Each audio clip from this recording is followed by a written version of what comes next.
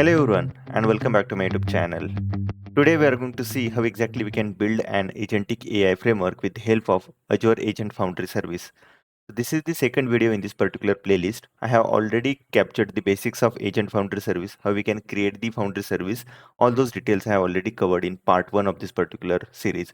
So the video is available in the description below. Please go ahead and check out that. Let me quickly show you that. So this is the first video where we have covered the basics of agentic framework. Then we have seen how exactly we can build the agentic AI system on Agent Foundry service. Then we have seen how exactly you can create the Agent Foundry service, how you can upload the data. Then we have also covered how exactly you can test the agents. So all those details I've already covered. Please go ahead and check out that. Coming back to our topic, today we are going to see and how exactly we can create a similar agent that we created in the previous video, the marketing campaign analysis agent, basically the data analysis agent. But in this video, we are going to see how exactly we can create that programmatically, basically with the help of software development kit. So Azure provides a SDK with which we can easily connect to the Agent Foundry service and we can easily build the agentic system. So again, it is going to be the very similar one, just like previous one. We will be feeding knowledge base to our data analyst agent, basically the CSV file that we have where we have the market campaign data. I will show you that quickly. Then we'll be enabling the code interpreter for the data analyst agent so that our analyst agent will generate a code or write a code based on user question by referring the knowledge base, and that code it will pass to the code interpreter will execute that and it will generate a response, so we'll be able to see the plots. And in order to give the large language model capability, we'll be using GPT-4o model. So that's the basic thing that we are going to build today. So without wasting time, let's go ahead and create the agent foundry service. So I have already created one agent foundry service. As you can see, AGF data analyst. Let's go ahead and log into that particular portal. So if you haven't created, please go ahead and create that. Let's click on go to Azure AI Foundry portal, which will take us to the Azure AI Foundry portal. You can see these are the details that are available. Again, the API key and the project endpoint. We will be requiring these endpoint. And this is the service agents that we are going to use. Now you can see here, it will ask us to select the model. Let's go ahead and quickly deploy the model. So I'm selecting GPT-4o. And in the customization, let's go ahead and reduce the tokens to 20K is fine. If you want, you can reduce that. Let's deploy this. Okay, so the model deployment is successful. You can see it will create one default agent. Now let's leave this particular agent. We will go ahead and start writing our code. So I have opened my Visual Studio Code and this is the data that we have. Let me quickly show you.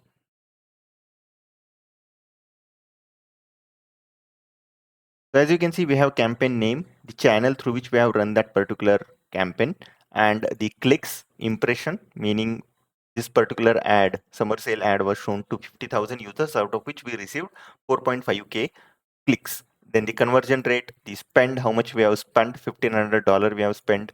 Out of that, we have generated 4,000 revenue, and this is the data on which we have ran the campaign. And these are the different details that are available. So this is the demi data that we have created. So let's start writing our code now. So first of all, let's go ahead and create the requirements.txt.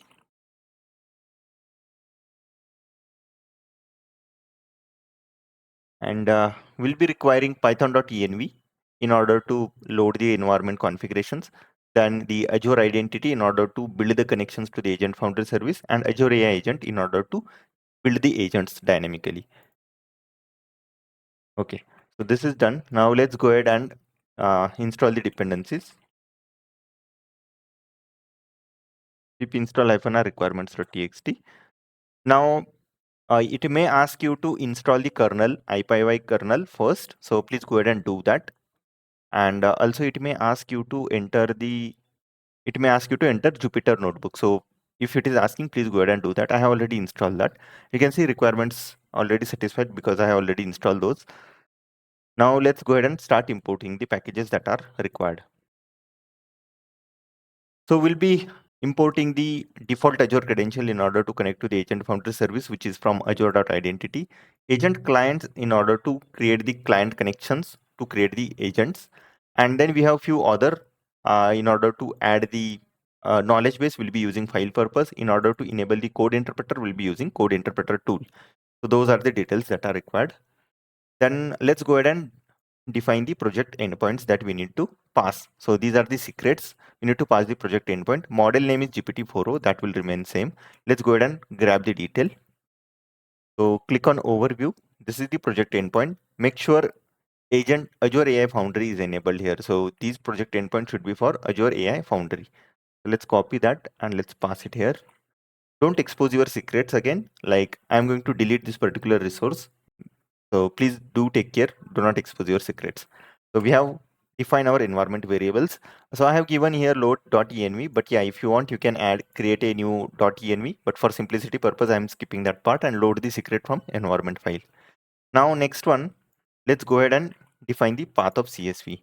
So we have this campaign data CSV, as you can see, which is at root folder. So we have given that as a file path variable. Then now let's start building the connections. So first of all, we'll be connecting to the agent client and project endpoint. Okay. Let's go ahead and import the config that we have given. So these are the configurations that we'll be using. We don't need to import the load.env.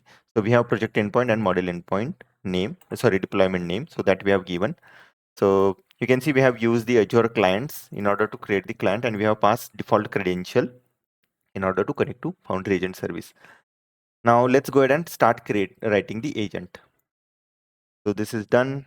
Now next step is to write the agent. So you can see with agent client, first of all, we are uploading the file. So you can see we have used file purpose.agents for this particular, whatever agent that we are going to write. We are making sure that we are uploading this custom data as well as we are enabling the code interpreter. The thing that we have seen here, you can see knowledge base we have given, code interpreter we have given, GPT-4o model we have deployed. So just the part left is to create the data analyst agent. Let's go ahead and create the agent.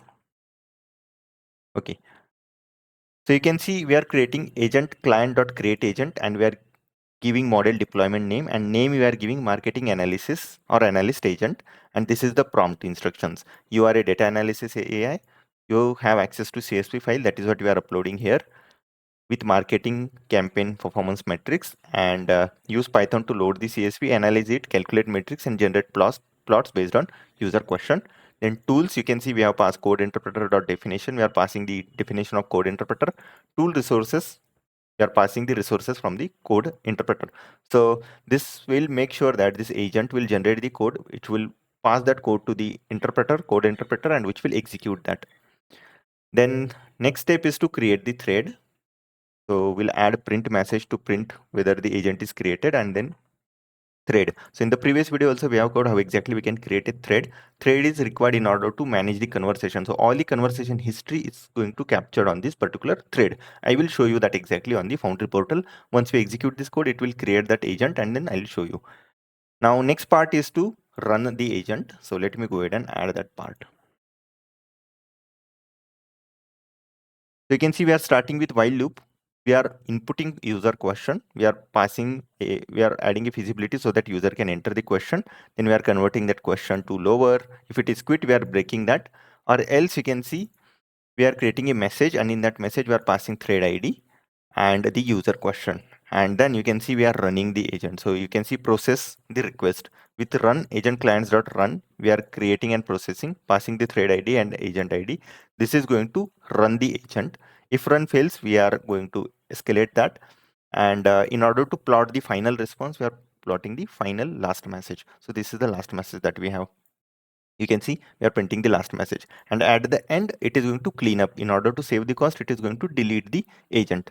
So that's it. Within a 40-50 lines of code, we are able to connect to our agent foundry service, and also we have defined the agent as well as we have enabled knowledge base and the code interpreter functionality.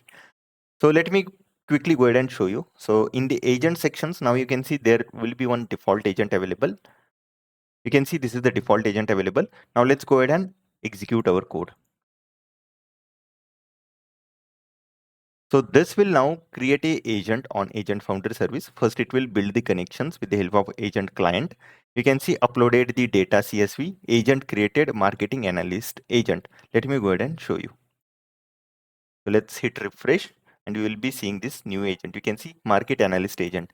And if you open that, you can see the description that we have given, the instructions, all the instructions, plus you can see code interpreter plus one file.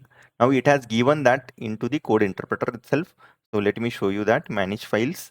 You can see you have campaign data.csv, meaning for that particular, based on this particular data, it is going to write the code, and then with the help of code interpreter, it is going to execute that. Then we have temperature and top p methods that we can define, the several model setting parameters that we can define. Temperature is there to control the randomness of the model, and top p is also similar, which is going to control the randomness of our model. If we set the value to 1, our models will be more creative. If we set it to 0, model will act as per your instructions that you are giving. So that's fine. Now our agent is ready. Let's go ahead and enter our question. Let's input this particular question. Which product category gives the highest ROI? Let's see whether it is working or not. Okay, you can see it has started generating the response. Agent output, the average ROI by channel is as follows. Google this much, to 38%, Instagram, Facebook, LinkedIn, and thus the marketing channel product category with the highest ROI is Google, followed by Instagram. And would you like any further analysis or visualization? It is asking. So let's go ahead and see. Okay, please show me the top 5 campaigns by their ROI. Let's see. Okay, you can see top 5 campaign by ROI are these different campaigns that we have ran. These are the campaigns, and it is saying, would you like to visualize for the ranking? So let's ask further question. Let's say, what are top 5 campaigns by ROI, and show me the text-based bar chart. Let's see whether it is plotting the bar chart or not. Okay, you can see agent output. Here is the text-based bar chart for the top 5 categories by their ROI, and it has given those categories, meaning it is working correctly. So it is plotting the charts as well. Now the reason we have mentioned text-based bar chart, because the code interpreter is available on Agent Foundry service. So it is executing the code there. That is where it is not showcasing that here. So that's where we have requested to plot the text-based bar chart. In the upcoming videos, I would like to cover how exactly we can execute those codes, how exactly we can pass our custom environments for code executions, and all those details. I would like to, or I would be happy to cover that. So yeah, now as soon as we are hitting quit, it is going to delete the agent. So let's hit quit, and let's say it should delete the agent. So let me go ahead and show you that. So let's refresh that. You can see it has deleted that agent. This default agent you can ignore. So yeah, that's how you can create a agent foundry service. Yeah, so isn't it interesting? So within a very limited lines of code, you have built the agentic AI system, and you have built a data analysis agent, which is connecting to the agent foundry service. And with the help of these SDK, it is providing you the very feasible way to connect to the agent foundry service and build your customized agents. So I hope this video was helpful for you. If you are interested in more such videos, I would highly recommend go ahead and like this particular video, subscribe to my YouTube channel, and share it with your friends. And if you have any questions or concerns, please drop your questions into the comment sections below. So if you are interested in developing an AI agents using Agent Foundry service, then I have already covered those details into one of my Udemy course. The link is available in the description. Please go ahead and check out that. Also, if you are interested in knowing the AI Foundry service, how exactly you can create the Agent Foundry service, and what are the different components available inside that, what are the different feasibilities that it provides, how exactly you can build the generative AI applications, that also I have covered in one of my Udemy course. Please go ahead and check out that. The link is available in the description below. And please don't forget to watch the another videos that are available in my other playlist, and the link is available in the description below. So I hope this was helpful for you. Thank you so much, and I'll see you soon in the next interesting video. Thank you.